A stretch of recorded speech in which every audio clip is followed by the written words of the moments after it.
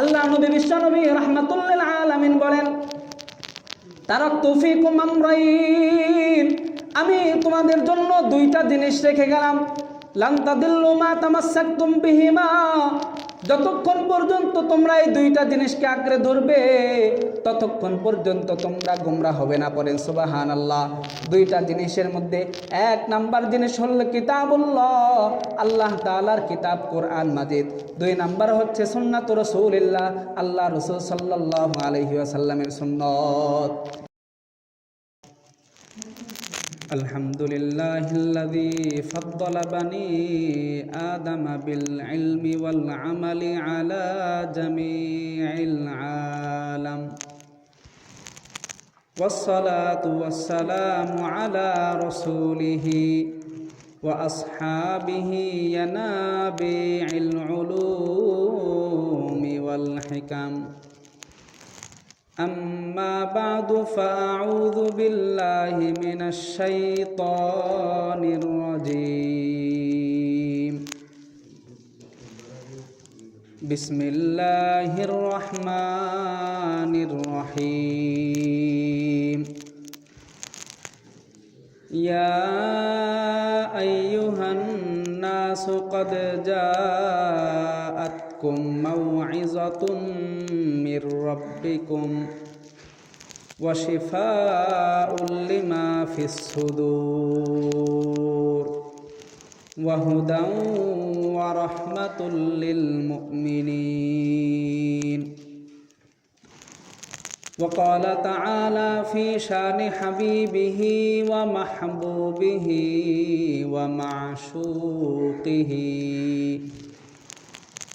إن الله وملائكته يصلون على النبي يا أيها الذين آمنوا صلوا عليه وسلموا تسليما.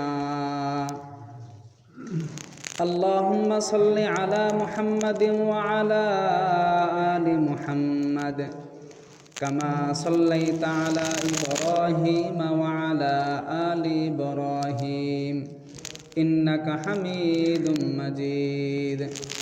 اللهم بارك على محمد وعلى آل محمد كما باركت على إبراهيم وعلى آل إبراهيم إنك حميد مجيد.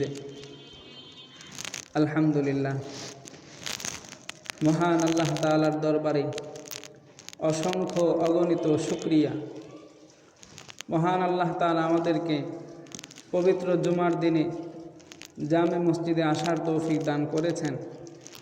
এজন্য সকলেই অন্তরের অন্তঃস্থল থেকে বলি আলহামদুলিল্লাহ। আমি আপনাদের সামনে পবিত্র কোরআনের সূরা ইউনূসের 57 নম্বর আয়াতখানা তেলাওয়াত করেছি। এই আয়াতের মধ্যে আল্লাহ রাব্বুল আলামিন যেই কিতাব আমাদেরকে দান করেছেন পবিত্র কোরআন, এই কোরআন সম্পর্কে 4টি বৈশিষ্ট্যের কথা বলেছেন।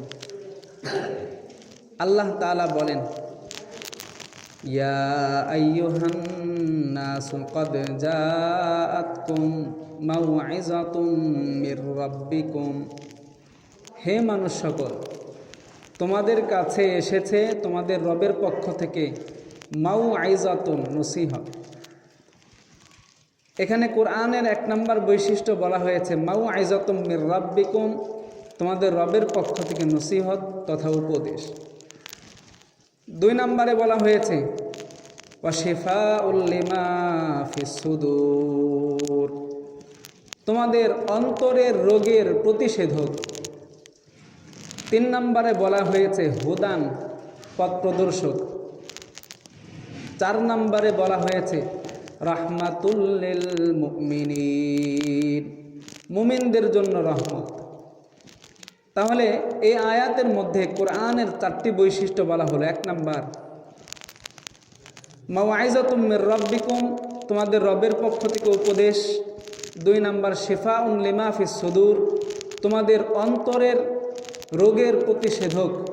3 নাম্বার হুদান, পথ প্রদর্শক। 4 নাম্বার রাহমাতুন লিল মুমিনিন, মুমিনদের জন্য রহমত। তাহলে এই কোরআন মানুষের জন্য উপদেশ। এই কোরআনের মাধ্যমে মানুষের অন্তরের প্রতিষেধক হয়। এই কোরআন মানুষের জন্য পথ প্রদর্শক। এই কোরআন মানুষের জন্য রহমত। এই জন্য সব কিছু বিবেচনা করে যদি বলা হয়, কোনো মানুষের ভিতরে, কোনো পরিবারের ভিতরে, কোনো সমাজের ভিতরে, কোনো দেশের ভিতরে যদি কোরআনের বিধান চলে আসে, কোরআনের স্পর্শ লেগে যায়, তাহলে সেই সমস্ত মানুষ উপদেশ গ্রহণ করবে, সেই সমস্ত মানুষের অন্তর ঠিক হয়ে যাবে, সেই সমস্ত মানুষ হেদায়েত প্রাপ্ত হবে, সঠিক পথ প্রাপ্ত হবে, এবং সঠিক পথ পাওয়ার কারণে আল্লাহ তাআলার রহমত, সে জান্নাতে চলে যাবে। সুবহানাল্লাহ। কোরআন মানুষের জন্য উপদেশ। নমুনা হিসেবে আমরা কয়েকটা উপদেশের আলোচনা শুনব। 1 নাম্বার নমুনা হচ্ছে ইসলামকেই ধর্ম হিসেবে মানার উপদেশ। আল্লাহ তাআলা বলেন, ইন্নাদ-দীনা ইনদাল্লাহিল ইসলাম, নিশ্চয়ই আল্লাহ তাআলার কাছে পছন্দনীয় গ্রহণযোগ্য ধর্ম হচ্ছে ইসলাম। ওয়া মান ইয়াবতাগি গায়রাল ইসলামি দীনান ফালাই ইউকবালা মিন, যেই ব্যক্তি ইসলাম ছাড়া অন্য কোনো ধর্ম, অন্য কোনো মতবাদ অন্বেষণ করবে, ইসলাম ছাড়া অন্য কোনো মতাদর্শ মানবে, ফালাই ইউকবালা মিনহু, সেই ব্যক্তির কোনো আমল গ্রহণযোগ্য হবে না। ওয়া হুয়া ফিল আখিরাতি মিনাল খাসিরিন, সেই ব্যক্তি আখিরাতে ক্ষতিগ্রস্তদের অন্তর্ভুক্ত হয়ে যাবে। এই জন্য কোরআনের 1 নাম্বার উপদেশ, বান্দা দুনিয়ার মধ্যে যদি কোনো মতাদর্শ মানতে হয়, দুনিয়ার মধ্যে যদি কোনো ধর্ম মানতে হয়, দুনিয়ার মধ্যে যদি কোনো মত এবং পথকে নির্বাচন করতে হয়, তাহলে ইসলামকেই নির্বাচন করতে হবে। অন্য কোনো ধর্ম, অন্য কোনো মতামত, অন্য কোনো মতাদর্শ আল্লাহর কাছে গ্রহণযোগ্য নয়। এই জন্য মানুষের সবচেয়ে বড় পরিচয় হচ্ছে, মানুষ ইসলাম ধর্মের লোক, সে মুসলমান। সারাদিন আমি যেদিকেই থাকি, সারাদিন আমি যেই কথাই বলি, দিন শেষে যখন ঘরে ফিরে আসব, তখন আমার পরিচয় একটাই, আমি মুসলমান। আমি কি মুসলমান। কোরআন আমাদের জন্য উপদেশ। এর 2 নাম্বার নমুনা হচ্ছে জুলুম না করার উপদেশ। আল্লাহ রাব্বুল আলামিন বলেন, ইন্নামাস সাবিলু আলাল্লাযীনা ইয়াযলিমুনান নাসা ওয়া ইয়াবগুনা ফিল আরদি বিগাইরিল হাক্কি, যেই সমস্ত মানুষ মানুষের উপর জুলুম করে, ওয়া ইয়াবগুনা ফিল আরদি বিগাইরিল হাক্কি, এবং অন্যায়ভাবে দুনিয়ার মধ্যে সীমালঙ্ঘন করে, তাদের শাস্তির একটা মাত্রই পথ, উলাইকা লাহুম আযাবুন আলীম, তাদের শাস্তির একটাই মাত্র পথ, তাদের জন্য রয়েছে যন্ত্রণাদায়ক শাস্তি। এই জন্য মুমিন মুসলমান, দুনিয়ার মধ্যে একজন মানুষ আরেকজন মানুষের উপর জুলুম করা যাবে না, একজন মানুষ আরেকজন মানুষের উপর অন্যায় করা যাবে না। কারণ অন্যায়ের প্রতিদান, জুলুমের প্রতিদান অনেক বেশি ভয়াবহ। আল্লাহ রাব্বুল আলামিন বলেন, উলাইকা লাহুম আযাবুন আলীম, যেই সমস্ত মানুষ দুনিয়ার মধ্যে জুলুম করে, ভাই ভাইয়ের উপর জুলুম করে, উপর শ্রেণীর লোক নিচু শ্রেণীর লোকের উপর জুলুম করে, সেই সমস্ত মানুষের জন্য রয়েছে যন্ত্রণাদায়ক শাস্তি। এই জন্য কোরআনের থেকে যে উপদেশ আমরা নমুনা হিসেবে পেশ করলাম, সেটা হচ্ছে জুলুম করা যাবে না। আল্লাহ তাআলা আমাদেরকে জুলুম থেকে বাঁচার তৌফিক দান করেন। সবাই পড়েন আমিন। কোরআন আমাদের জন্য উপদেশ। 3 নাম্বার নমুনা হচ্ছে গীবত না করার উপদেশ। আল্লাহ রাব্বুল আলামিন বলেন, ইয়া আইয়ুহাল্লাযীনা আমানু জতানিবু কাসীরাম মিনাজ জন্নি, হে ইমানদারগণ, তোমরা অধিক পরিমাণে একজন আরেকজনের উপরে ধারণা করা থেকে বেঁচে থাকো। ইন্না বাদাজ জন্নি ইসমুন, কেননা কোনো ধারণা এটা গুনাহ। ওয়ালা তাজাসসাসু, তোমরা একজন আরেকজনের দোষ তালাশ করো না, একজন আরেকজনের পরনিন্দা করো না, একজন আরেকজনের ছিদ্রান্বেষণ করো না। ওয়ালা ইয়াগতাব বা'দুকুম বা'দা, তোমাদের কেউ যেন অন্য কাউর গীবত না করে। আইয়ুহিব্বু আহাদুকুম আইয়াকুলা লাহমা আখিহি, গীবতের পরিণাম হচ্ছে তোমাদের কোনো ভাইকে তার মৃত ভাইয়ের গোশত ভক্ষণ করতে পছন্দ করবে। আল্লাহ রাব্বুল আলামিন বলেন ফাকারিহতুমু, গীবত করার পরিণাম হচ্ছে যে ব্যক্তি অন্য কোনো ভাইয়ের জন্য গীবত করে কেমন যেন সে তার মৃত ভাইয়ের গোশত ভক্ষণ করে। আল্লাহ রাব্বুল আলামিন জানায়া দেন ফাকারিহতুমু, তোমরা তো এটাকে পছন্দ করো। আল্লাহ নবী বিশ্ব নবী রাহমাতুল লিল আলামিন যেই দিন মেরাজে গেলেন, মেরাজে যাওয়ার পর আল্লাহ নবী জাহান্নাম যখন ভ্রমণ করলেন, জাহান্নাম ভ্রমণ করার সময় কতিপয় ব্যক্তিদেরকে দেখলেন, তাদের চারিগুলো হচ্ছে তামার চারি, তামার নখ দিয়ে তারা চেহারা আঁচড়াচ্ছে, চেহারাগুলোকে ক্ষত বিক্ষত করতেছে, নিজেদের পেটগুলোকে ক্ষত বিক্ষত করছে। আল্লাহ নবী বিশ্ব নবী জিব্রাইলকে জিজ্ঞাসা করলেন, জিব্রাইল, এই সমস্ত লোক কারা যারা তামার নখ দিয়ে তাদের চেহারাগুলোকে ক্ষতবিক্ষত করে, তাদের পেটগুলোকে ক্ষতবিক্ষত করে? আল্লাহ নবী বিশ্ব নবী রাহমাতুল লিল আলামিনকে জিব্রাইল জানায় দেন, নবী, এরা হচ্ছে আপনার উম্মতের ওই সমস্ত লোকেরা যারা একজন আরেকজনের গীবত করত। একজন আরেকজনের গীবত করা একটা ভয়াবহ অন্যায়, মারাত্মক ধরনের অন্যায়। এই জন্য আল্লাহ তাআলা বললেন গীবত করা যাবে না, গীবত করবো না। কি দরকার আছে? অন্যের দোষ চর্চা করে কোনো লাভ আছে?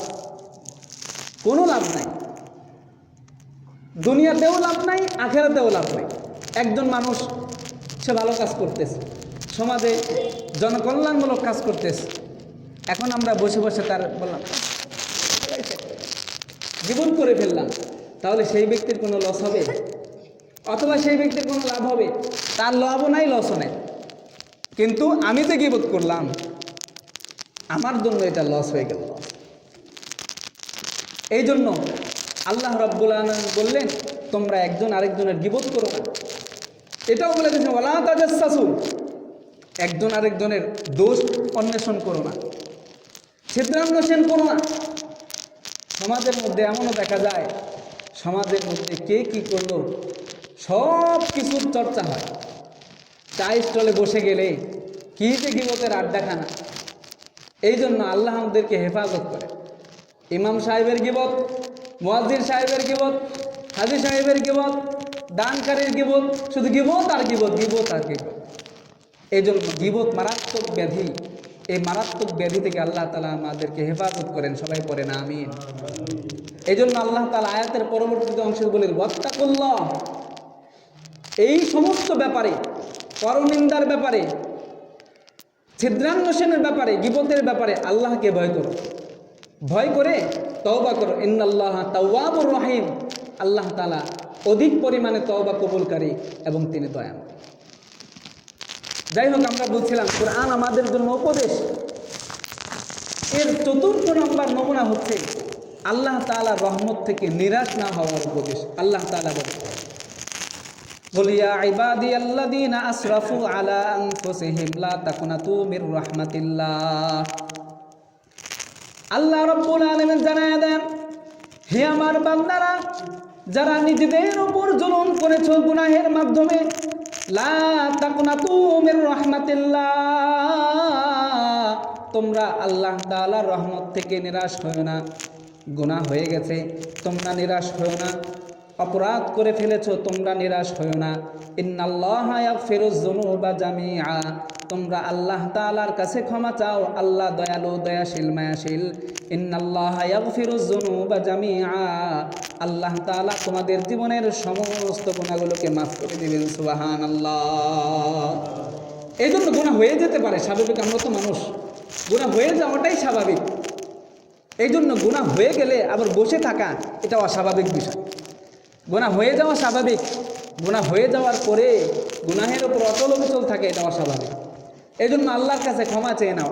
আমাদের বুজুর্গরা বলে থাকেন পীর মাশায়েখগণ বলে থাকেন, তোমার একটা গুনাহ হয়ে গেছে, সাথে সাথে তুমি একটা সওয়াবের কাজ করে ফেলো।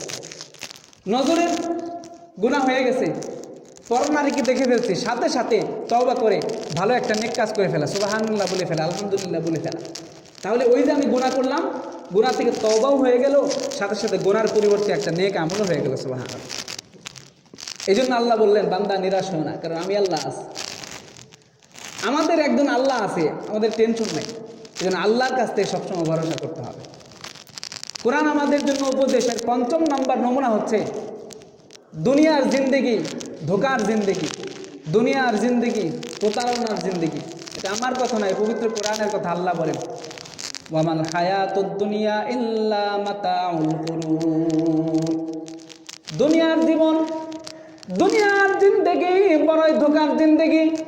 দুনিয়ার মধ্যে যে সমস্ত মানুষ লিপ্ত হয়ে যায়, দুনিয়ার পিছনে যে সমস্ত মানুষ পড়ে যায়, তারা ধোকার মধ্যে পড়ে যায়। আল্লাহ বলেন, মাতাউল গুরুর, দুনিয়া হচ্ছে ধোকার আসবাবপত্র। দুনিয়ার সমস্ত জিনিস, দুনিয়ার সমস্ত ধন দৌলত, দুনিয়ার সমস্ত আত্মীয় স্বজন, দুনিয়ার যত পদ পদবী আছে, সব কিছু ক্ষণস্থায়ী, সব কিছু ক্ষণস্থায়ী। একমাত্র আখিরাত হচ্ছে চিরস্থায়ী। আল্লাহ রাব্বুল আলামিন বলেন, বান্দা দুনিয়ার পিছে পড়বা না, দুনিয়ার পিছনে পড়ে তুমি আখিরাতকে নষ্ট করবা না। আখিরাতকে তুমি প্রাধান্য দিতে থাকো, আখিরাতকে উন্নত করতে থাকো। দুনিয়ার মধ্যে তোমার যেমন অবস্থায় থাকুক না কেন, দুনিয়ার মধ্যে তুমি বড়লোক থাকো, দুনিয়ার মধ্যে তুমি গরিব থাকো, দুনিয়ার মধ্যে তুমি এক বেলা খাও, 2 বেলা খাও, কিংবা 3 বেলা খাও, দুনিয়ার মধ্যে তোমার অবস্থায় যেমন থাকুক, কিন্তু আখিরাতের মধ্যে যদি বান্দা তোমার ঈমান আমল না থাকে, বান্দা আখিরাতে যদি তোমার ভালো আমল না থাকে, তাহলে দুনিয়ার মধ্যে তোমার সব কিছু থাকার পরেও আখিরাতের মধ্যে যেহেতু তোমার আমল নাই, বান্দা তুমি ক্ষতিগ্রস্তদের অন্তর্ভুক্ত হয়ে যাইবা। এই জন্য দুনিয়ার মধ্যে এক ব্যক্তির সব আছে, সব প্রাসাদ আছে, অট্টালিকা আছে, গাড়ি আছে, বাড়ি আছে, নারী আছে, কিন্তু সেই ব্যক্তির ঈমান নাই। আল্লাহ তাআলার কাছে তার মশার পাখা পরিমাণও দাম নাই। কিন্তু এক ব্যক্তির কিছুই নাই, তার মধ্যে ঈমান আছে, তার আমল ভালো, দুনিয়ার সমস্ত কিছুতে তার দাম আল্লাহর কাছে অনেক বেশি। এই জন্য দুনিয়ার ধনী হওয়ার চেয়ে আখিরাতের ধনী হওয়াটা উত্তম। এই জন্য আল্লাহ বললেন, ইন্নামাল হায়াতুদ দুনিয়া মাতাউল গুরুর, দুনিয়ার জিন্দেগি হচ্ছে ধোকার জিন্দেগি, দুনিয়ার পেছনে পড়া যাবে না। কোরআন আমাদের জন্য উপদেশ। এর 6 নাম্বার নমুনা হলো, আল্লাহ রাব্বুল আলামিন বলেন, বান্দা তোমরা যখন বিপদে পড়ে যাবে, তোমরা যখন মুসিবতে পড়ে যাবে, তোমরা ধৈর্য এবং নামাজের মাধ্যমে আমি আল্লাহর কাছে সাহায্য চাবে। আল্লাহ রাব্বুল আলামিন বলেন, ইয়া আইয়ুহাল্লাযীনা আমানুস্তাঈনু বিস-সাবরি ওয়াস-সালাহ, হে ইমানদারগণ, তুমি আমি আল্লাহর কাছে সাহায্য প্রার্থনা করো ধৈর্যের মাধ্যমে এবং নামাজের মাধ্যমে। যখন কোনো ধরনের সাহায্যের প্রয়োজন হয়, তখন আল্লাহ রাব্বুল আলামিনের দরবারে 2 রাকাত নামাজ পড়ে দাঁড়ায় যাইতে হবে। 2 রাকাত নামাজের জন্য দাঁড়ায় যাওয়ার পর মনোযোগের সহিত যদি আপনি আল্লাহ রাব্বুল আলামিনের কাছে যাইতে পারি, আল্লাহ রাব্বুল আলামিনের কাছ থেকে কামনা করতে পারি, আল্লাহ রাব্বুল আলামিন আমাদেরকে সেইভাবেই দিবেন যেইভাবে সাহাবায়ে কেরামকে আল্লাহ দিয়েছেন। আল্লাহ নবী, বিশ্বনবী রাহমাতুল্লিল আলামিনের কাছে এক সাহাবী আসলেন। আসার পরে বললেন, ইয়া রাসূলুল্লাহ, ইয়া হাবিবাল্লাহ, আমার ঘরে কোনো খাবার নাই, আপনি আমার জন্য খাবারের ব্যবস্থা করেন। আল্লাহ নবী, বিশ্বনবী রাহমাতুল্লিল আলামিন সেই সাহাবীকে জানায় দিলেন, বাড়িতে যাও, বাড়িতে যাওয়ার পরে ভালো মতো ওযু করো, ওযু করে আল্লাহ রাব্বুল আলামিনের সামনে নামাজে দাঁড়ায় যাও। সাহাবী নবীজির পরামর্শ মোতাবেক বাড়িতে যেয়ে ওযু করে নিজেও নামাজ পড়া শুরু করলেন এবং বিবিকেও বললেন, নামাজ পড়। 2 রাকাত নামাজ পড়ার পর আল্লাহর কাছে দোয়া করলেন, ইয়া আল্লাহ, ঘরে খাবার নাই, খাবারের ব্যবস্থা করেন। 2 রাকাত নামাজ পড়ার পরে মুনাজাত করার পরে দেখে কোনো খাবারের ব্যবস্থা হয় না। সাহাবী মনে মনে ভাবলেন, হয়তো আমার নামাজের মধ্যে কোনো অসুবিধা হয়েছে, নামাজের মধ্যে কোনো সমস্যা দেখা দিয়েছে। আল্লাহ নবী, বিশ্বনবী রাহমাতুল্লিল আলামিন একটা কথা বলবেন আর সেটা বাস্তব হবে না, এটা হতেই পারে না। সাহাবী দ্বিতীয়বার নামাজে দাঁড়ায় গেলেন।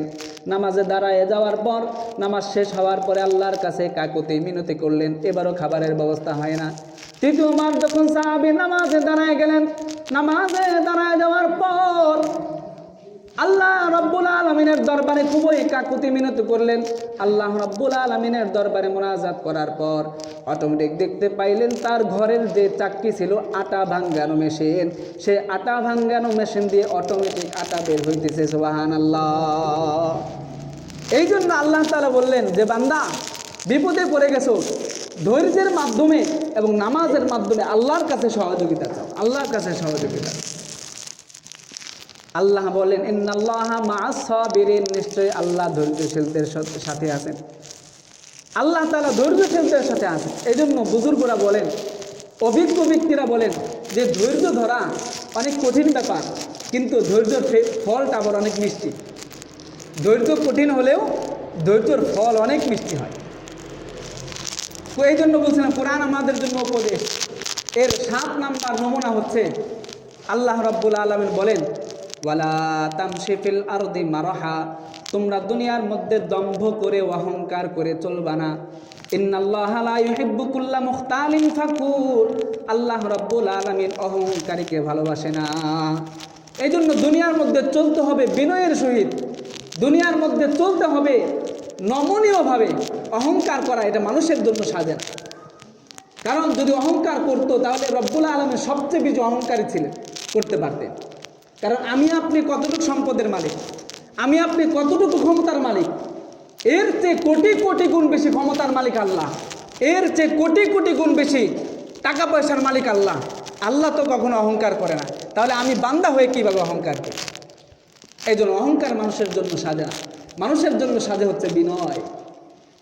এই জন্য আল্লাহ তাআলা বলেন ওয়ালা তামশি ফিল আরদি মারহা, তোমরা দুনিয়ার মধ্যে অহংকার করে দম্ভ করে চলবে না। আল্লাহ তাআলা আমাদেরকে এই কোরআন যে আমাদের জন্য উপদেশ, এর মধ্য থেকে আমরা 7টা নমুনা হিসেবে 7টা উপদেশ বললাম। আল্লাহ তাআলা আমাদের সবাইকে আমল করার তৌফিক দান করেন। সবাই পড়ে না আমিন। বলছিলাম কোরআনের 4টা উপদেশের ব্যাপারে এই আয়াতের মধ্যে কথা হচ্ছে। দ্বিতীয় নাম্বার উপদেশ হচ্ছে, দ্বিতীয় নাম্বার বৈশিষ্ট্য হচ্ছে শিফাউল লিমা ফি সুদূর। এই কোরআন মানুষের অন্তরের ব্যাধির প্রতিষেধক। সুবহানাল্লাহি ওয়া বিহামদিহি। মানুষের অন্তরে অনেক ব্যাধি জন্মে, মানুষের অন্তরে অনেক রোগ সৃষ্টি হয়। শরীরের মধ্যে যেমন রোগ সৃষ্টি হয়, মানুষের অন্তর কলব এটার মধ্যেও রোগ সৃষ্টি হয়।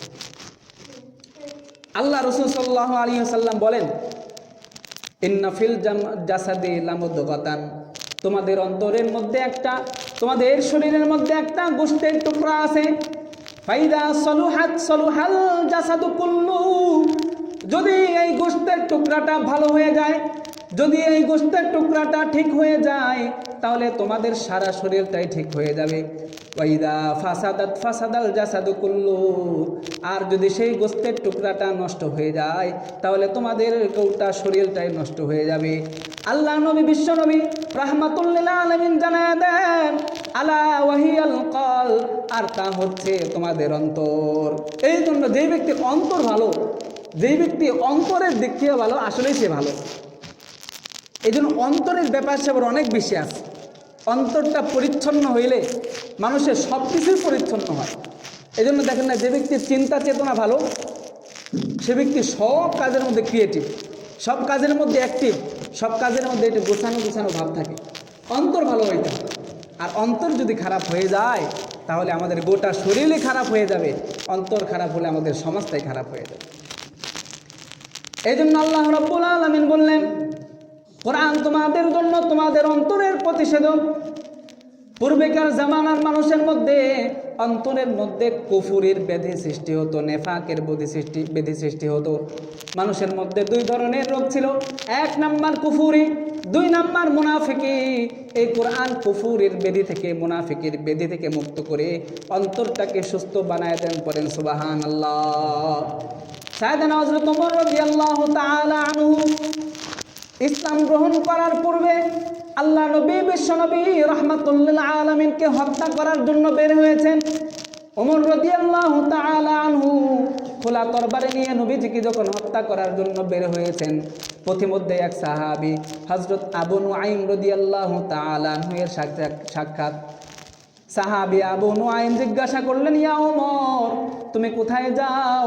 তুমি কোথায় যাচ্ছ ওমর? ওমর রাদিয়াল্লাহু আনহু বলেন, মুহাম্মদের ফয়সালা করার জন্য, মুহাম্মদের কল্লা দ্বিখণ্ডিত করার জন্য আমি যাই। আবু নুআইম রাদিয়াল্লাহু তাআলা আনহু বলেন, আচ্ছা তাই নাকি? মুহাম্মদের ফয়সালা করতে যাও? আগে তো মিয়া নিজের ঘরের খবর নাও, যা দেখো তোমার বোন ফাতেমা এবং তোমার ভগ্নিপতি সে তো মুসলমান হয়ে গেছে। যে মুহাম্মদের ধর্ম মিটানোর জন্য যাও, সেই মুহাম্মদের ধর্ম তোমার ঘরে পৌঁছাই গেছে, কিভাবে মিটাইবে? যাও এবার। ওমর রাদিয়াল্লাহু আনহু ক্ষিপ্ত হয়ে রাগান্বিত হয়ে বোনের বাড়িতে গেছে। বোনের বাড়িতে যাওয়ার পর দরজার কাছে যখন দাঁড়াইছে, দাঁড়ানোর পরে শুনতে পায় গুনগুন শব্দে কি যেন তেলাওয়াত হয়, সুবহানাল্লাহ। ওমর রাদিয়াল্লাহু তাআলা আনহু ক্ষিপ্ত হওয়ার পর দরজায় যখন খটখট করলেন, ফাতেমা রাদিয়াল্লাহু তাআলা আনহা বুঝতে পারলেন হযরত ওমর তার দরজার কাছে চলে এসেছে। এইবার আর কোনো রক্ষা নাই, এবার ওমর আমাদেরকে হত্যা করে ফেলবে। ফাতেমা রাদিয়াল্লাহু তাআলা আনহা কোরআনটাকে আস্তে করে লুকায় রাখলেন। দরজা খোলার পর সর্বপ্রথম ওমর রাদিয়াল্লাহু তাআলা আনহু ভগ্নিপতি আবু সাঈদ ইবনে যায়েদ রাদিয়াল্লাহু তাআলা আনহুর উপর আক্রমণ শুরু করলেন। আক্রমণ করতে করতে তাকে রক্তাক্ত করে ফেললেন। বোন যখন স্বামীকে বাঁচানোর জন্য ভাইয়ের দিকে অগ্রসর হলেন, ফাতেমা রাদিয়াল্লাহু তাআলা আনহা তিনিও আক্রান্ত হয়ে গেলেন, তিনিও রক্তাক্ত হয়ে গেলেন। ফাতেমা রাদিয়াল্লাহু তাআলা আনহা বললেন, ভাই আপনি আমাকে জানে মেরে ফেলেন, কিন্তু আমার অন্তর থেকে মুহাম্মাদের ঈমান বের করতে পারবেন না। সুবহানাল্লাহ। জানে মেরে ফেলবেন, সমস্যা নাই, কিন্তু অন্তরে যে ঈমান বিদ্ধ করেছি, যেই অন্তরে ঈমানকে প্রবেশ করিয়েছি, সে অন্তর থেকে আপনি ঈমান বের করতে পারবেন। ওমর রাদিয়াল্লাহু তাআলা আনহু এবার একটু নড়ে চড়ে বসলেন। কি ব্যাপার? এমন এক জিনিস, এমন এক ঈমান এদের অন্তরে প্রবেশ হয়েছে, জান দিয়ে দিবে, ঈমান ছাড়বে না, এর মানে কি? ওমর রাদিয়াল্লাহু তাআলা আনহু বললেন, তাই নাকি? আচ্ছা, তোমাদের ঘরে প্রবেশ করার পূর্বে গুনগুন শব্দে কি যেন পড়ার আওয়াজ শুনছিলাম, ওইটা আমাকে একটু শোনায় দাও তো। ফাতেমা রাদিয়াল্লাহু তাআলা আনহা উনি বুঝতে পারছেন যে ওমর রাদিয়াল্লাহু আনহুর একটু পরিবর্তন হইতেছে। ফাতেমা রাদিয়াল্লাহু তাআলা আনহা ওমর রাদিয়াল্লাহু তাআলা আনহুকে বিসমিল্লাহ বলে কোরআন তেলাওয়াত শোনাইতেছেন। বিসমিল্লাহির রহমানির রহিম। তাহা মা আনজালনা আলাইকাল কুরআনা লিতাশকা। ফাতেমা রাদিয়াল্লাহু তাআলা আনহা যখন এই আয়াত তেলাওয়াত করতে থাকেন, হযরত ওমর রাদিয়াল্লাহু তাআলা আনহু এর মধ্যে অল্প অল্প ঈমানের নূর প্রবেশ করে। ওমর রাদিয়াল্লাহু তাআলা আনহু বলেন, এত সুন্দর কুরআন, এত মধুর কুরআন যেই ব্যক্তির উপর নাজিল হয়, সেই ব্যক্তি কখনো মিথ্যাবাদী হতে পারবে না। মুহাম্মাদের দরবারে আমাকে নিয়ে যাও, তার হাতে ইসলাম আমাকে কবুল করায় দাও। সুবহানাল্লাহ। ওমর রাদিয়াল্লাহু তাআলা আনহু এর অন্তরের মধ্যে ব্যাধি ছিল, রোগ ছিল, সেটা হচ্ছে কুফুরের রোগ। সেই কোরআন কুফুরের রোগকে বের করে ইসলাম নামক প্রতিষেধক তার অন্তরে ঢুকাই দিয়েছেন। সুবহানাল্লাহ। এই জন্য আপনারা কি বলেন, কোরআন যদি প্রতিটা ঘরে ঘরে থাকে তাহলে মানুষের অন্তর থেকে এই রোগটা দূর হওয়া সম্ভব না? কোরআনের তালিম যদি প্রতিটা ঘরে ঘরে হয় তাহলে সেই ঘর থেকে জাহিলিয়াত দূর হবে, অজ্ঞতা মূর্খতা দূর হবে, আল্লাহ রাব্বুল আলামিনের পক্ষ থেকে রহমত নাজিল হবে, রহমত। এই জন্য কোরআনই তালিম, কোরআন শিক্ষাকে প্রতিটা ঘরে ঘরে হওয়া উচিত। তো কোরআনের একটা বৈশিষ্ট্যের আলোচনা হচ্ছিল। 3 নাম্বার বৈশিষ্ট্য হচ্ছে কোরআন মানুষের জন্য হুদান হেদায়েত পথ প্রদর্শক। আল্লাহ রাব্বুল আলামিন বলেন, কিতাবুন আনজালনাহু ইলাইকা লিতুখরিজান নাসা মিনাজ যুলুমাতি ইলান নূর বিইذনি রাব্বিহিম ইলা সিরাতিল আজিজিল হামিদ। আল্লাহ রাব্বুল আলামিন বলেন, এই কোরআন এমন এক কোরআন, যেই কোরআনকে আমি মুহাম্মাদুর রাসূলুল্লাহর উপর অবতীর্ণ করেছি মানুষদেরকে অন্ধকার থেকে বের করে আলোর দিকে নিয়ে যাওয়ার জন্য। অন্ধকার হচ্ছে কুফরি আর আলো হচ্ছে হেদায়েত। এই কোরআন মানুষদেরকে অন্ধকার থেকে বের করে আলো তথা হেদায়েতের দিয়ে নিয়ে যায়। সুবহানাল্লাহ। আল্লাহ রাব্বুল আলামিন আরো বলেন, ইন্না হাদাল কুরআনা ইয়াহদি লিল্লাতি হিয়া আকওয়াম। নিশ্চয়ই এই কোরআন মানুষদেরকে সঠিক পথ দেখায়। সুবহানাল্লাহ। আল্লাহ নবী বিশ্বনবী রাহমাতুল লিল আলামিন বলেন, তারাকতু ফীকুম আমরাইন। আমি তোমাদের জন্য 2টা জিনিস রেখে গেলাম। লান তাদিল্লু মা তামাসসাকতুম বিহিমা, যতক্ষণ পর্যন্ত তোমরা এই দুইটা জিনিসকে আঁকড়ে ধরবে ততক্ষণ পর্যন্ত তোমরা গোমরা হবে না। পড়েন সুবহানাল্লাহ। দুইটা জিনিসের মধ্যে এক নাম্বার জিনিস হল কিতাবুল্লাহ, আল্লাহ তাআলার কিতাব কোরআন মাজিদ। দুই নাম্বার হচ্ছে সুন্নাত রাসূলিল্লাহ, আল্লাহ রাসূল সাল্লাল্লাহু আলাইহি ওয়াসাল্লামের সুন্নত। এই জন্য কোরআনকে যে ব্যক্তি আঁকড়ে ধরতে পারবে, কোরআনকে যে ব্যক্তি নিজের মধ্যে ফিট করতে পারবে, সেই ব্যক্তি অবশ্যই অবশ্যই হেদায়েত প্রাপ্ত হবে, কখনো সে গুমরা হবে না। এই জন্য আমাদের কিছু একটা অভিজ্ঞতা, আমাদের সাথে ছোট সময়ে যারা আমরা এক সময় মাদ্রাসায় পড়ালেখা করছি, কিন্তু 2-4 ক্লাস পরে তারা আর পড়ালেখা করে নাই, এই সমস্ত ভাইরা এবং যারা একেবারেই কোরআন পড়ে না, তাদের মধ্যে একটা পার্থক্য আছে। কোরআনই কোনো কোনো বিষয়,